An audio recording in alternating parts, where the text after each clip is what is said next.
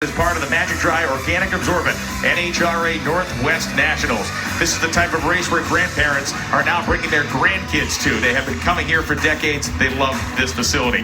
The Salinas family is one of many families involved in NHRA drag racing. They compete this weekend in multiple categories. An incredible story of grit and determination. And now this family, Mike Salinas and his daughters, living the American dream at more than 330 miles per hour. There were 7 in our family. We were always trying to make sure there was food in the house, and you learned how to be a grown-up real young. The 3 younger ones underneath me, it was a little tight for food, so I'd make sure they ate and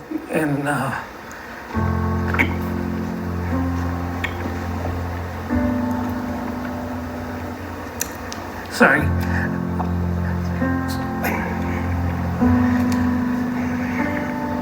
So I'd always just try to make sure they were taken care of.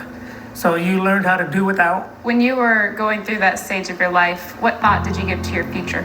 It wasn't until I was, 10, 11, 12 that we had to really understand that you had to work hard or you're going to live there forever. And so I started little businesses, and just first business was shoe shining, second business. And I used to shoe shine so I could listen to the smart business people in town how to make a living. So we would go over there and do that.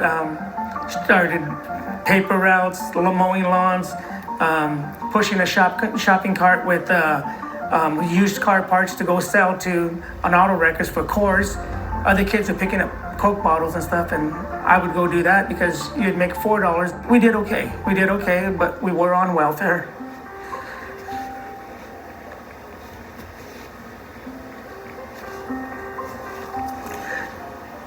And then we learned how to pick ourselves up and keep moving.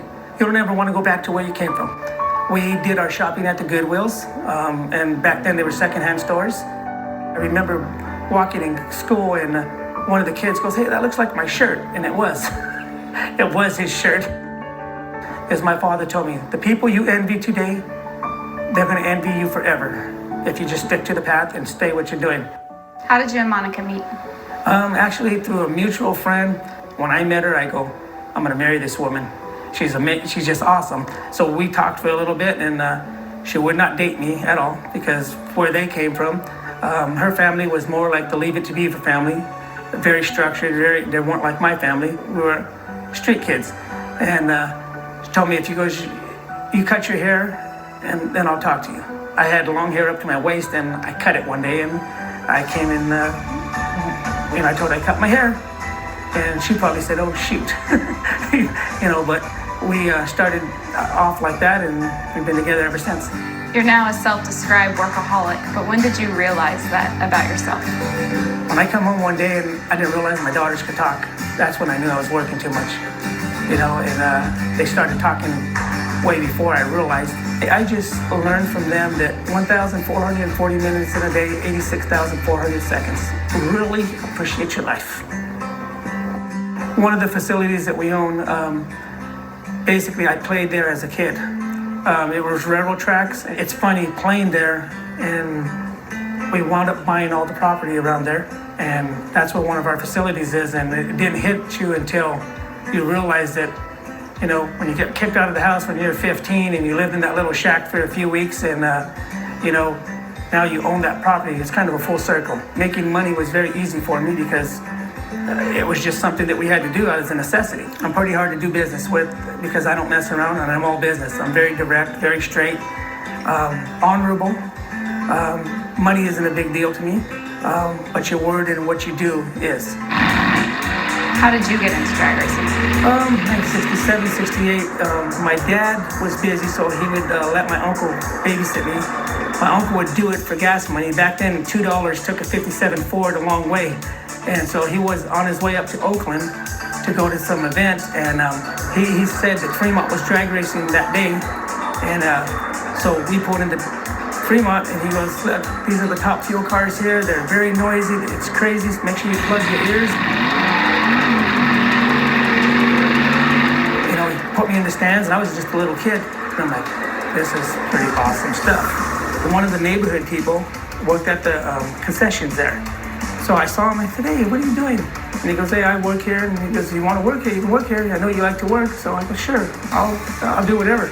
So I was handing out pizzas and hamburgers and all that stuff, and then walking around the pits on my break, I saw that they had a scrap metal laying around. So I'm like, we could make some money here. You know, it's really funny. Every time the guys throw the floaters away at the racetrack, I cringe.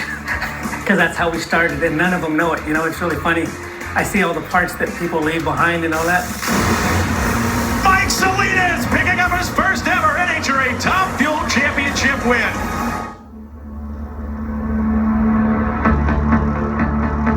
I sit in my race car and they pull me around and they line me up to get fired up. And it's amazing because you really sit and think about where you came from and how it was.